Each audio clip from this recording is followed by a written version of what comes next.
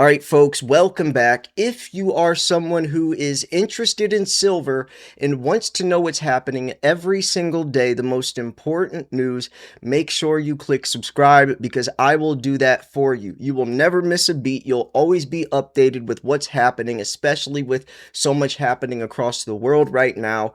Make sure you click subscribe so you're always in the loop. This article came out today, so it's fresh off the press. I really like this article for a couple of different reasons. So it's titled, Silver Looks Like It's Losing, the Ratio Says It's Loading.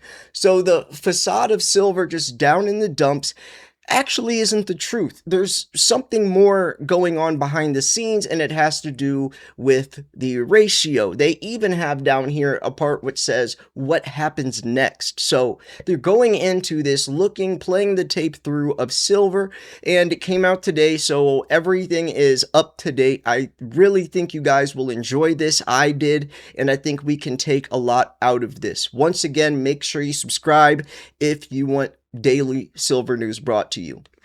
So here are some of the key takeaways.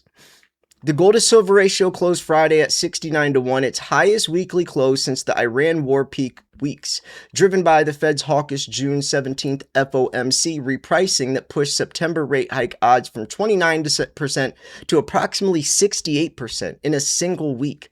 Thursday's PCE data was trimmed September rate hike odds back to 63%, triggering gold's bounce above 4,000 and a fractional ratio compression, the first data signal pointing towards a regime shift. The gold to silver ratio is a regime diagnostic, not a price forecast. Let me read that again.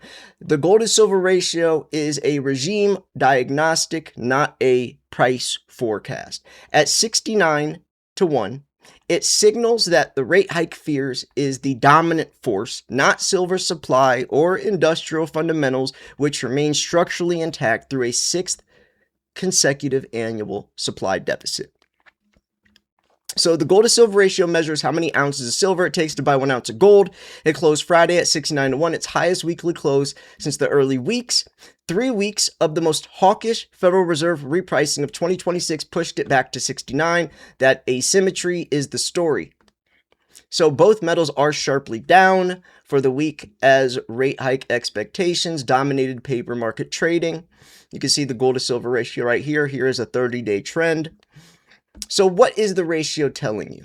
The gold to silver ratio is the price 1 ounce of gold divided by the price 1 ounce of silver. 69 takes 69 ounces of silver to buy an ounce of gold. The higher the ratio, cheaper silver is relative to gold.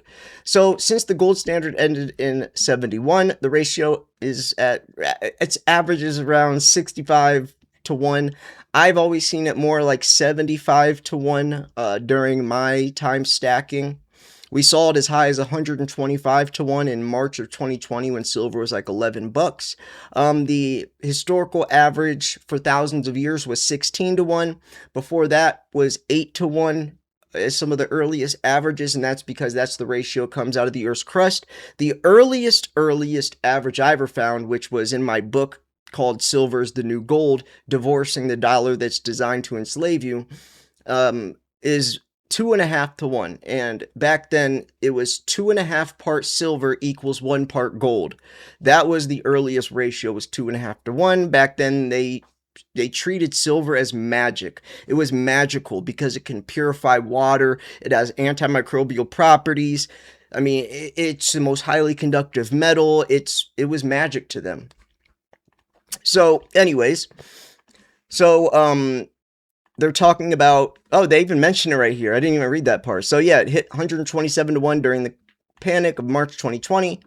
And that extreme compressed 54 when the U.S.-China tariff truce ignited industrial demand expectations in late May 2026. Today's 69-1 sits above the long-run average. More specifically, it sits at a level historically associated with rate hike dominance, where that force is pricing silver and where it is about to exhaust itself.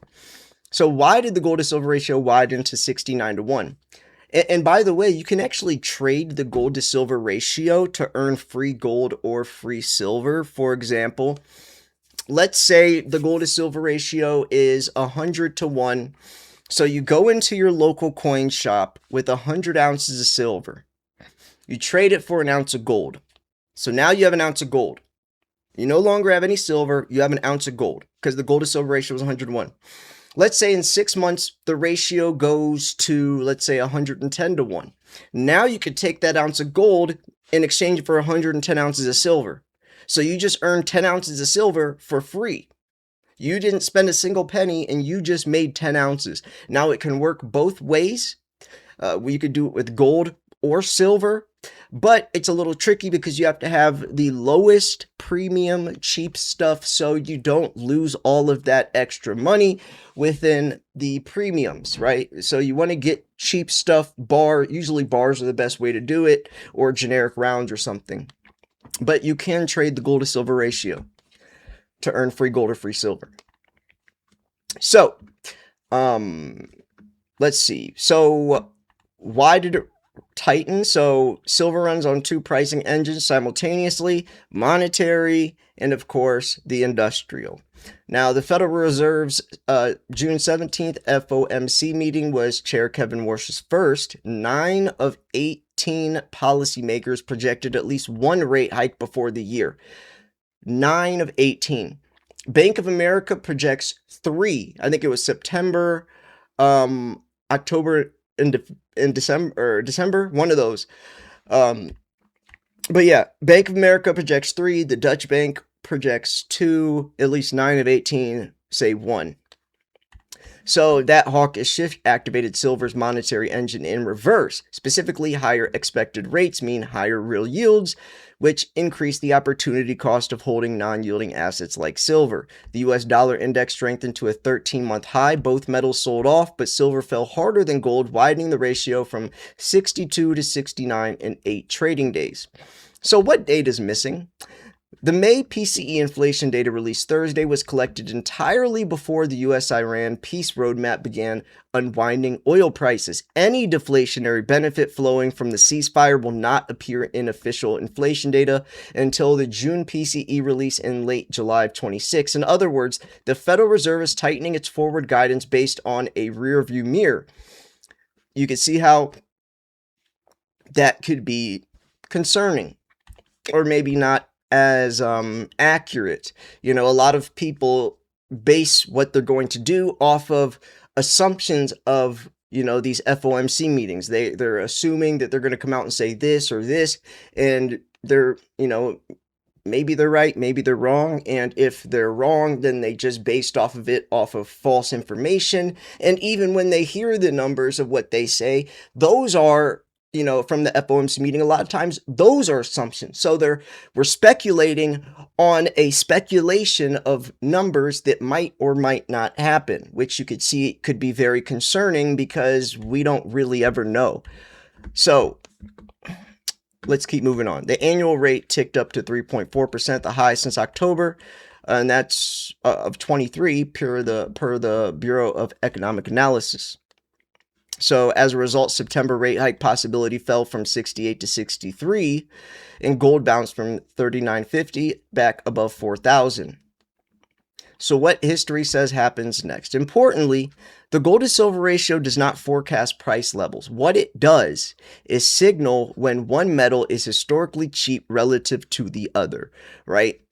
When the gold to silver ratio was 125 to 1 in March of 2020, I was screaming at people to buy silver. Not only because it was $11, but because the gold to silver ratio was so out of whack that of course it was going to go back down. And when it goes back down, that means that silver is outperforming gold. When the ratio is going higher, that means gold is outperforming silver. If we know that the ratio is going to come back down, then we know that silver is going to be outperforming gold. If the ratio is really high, that means you probably should be getting in, and most people are benefiting from gold, but that also means it's probably going to drop. And when it drops, that means silver will be performing better than gold will. When it was 125 to 1, guess what? Silver bounced back and it was the number one performing asset in 2020. Let me say that again. Silver was $11 in March of 2020. $11. Gold to silver ratio highest it's ever been and probably ever will be. Silver was the number one performing asset in 2020. Not Tesla stocks, not Amazon, not Bitcoin, not gold. It was silver, because it went from $11 in March of 2020. The gold to silver ratio was so high, it came back down, silver skyrocketed, and then you had the Wall Street silver movement in February of 2021, which did its own thing again. So the gold to silver ratio can tell us critical information as long as you use that information in the right way. So, yeah,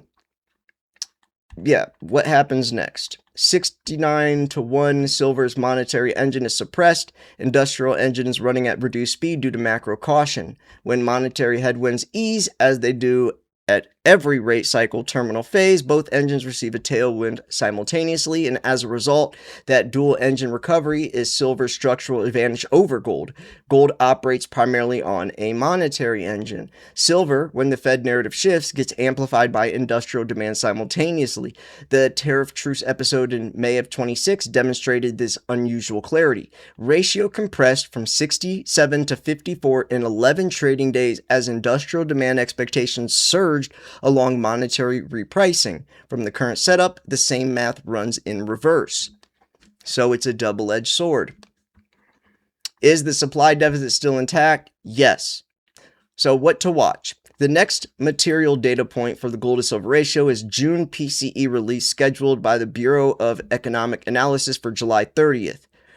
That is 9 days after my birthday. I will be 34. So it will be the first print to capture oil prices after the ceasefire.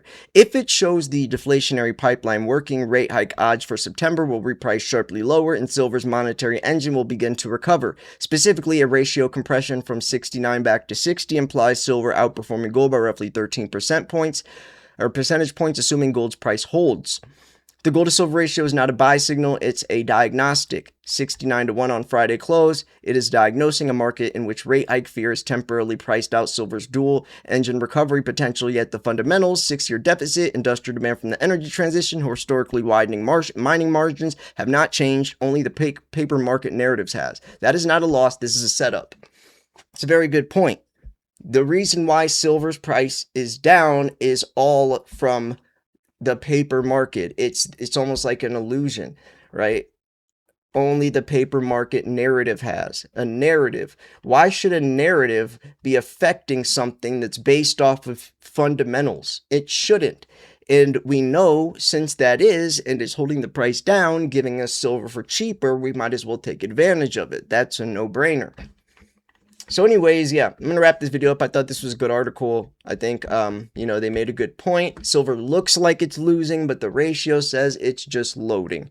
Looks like it's losing, but this is just opportunity to lower your dollar per ounce average. Get in while you can, especially those who, maybe missed the $120 silver and you were like, man, I missed the boat. I wish I could pay 60 or 70. Now you can. Now you can. Anyways, folks, I'm going to wrap this video up here. If you guys want to purchase precious metals, I got you guys a very good source, and I can get you guys access to a special price sheet that the company doesn't even advertise. Send an email to info@milesfranklin.com.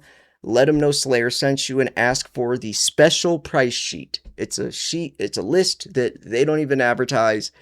Only my audience and whoever else knows about it, which I don't know how many people, but my audience does, because Andy Scheckman specifically on our last episode said that my audience has access to this price sheet.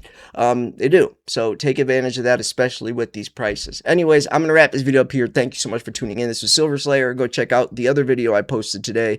It's just as important. It's also a good one. Anyways, folks, peace.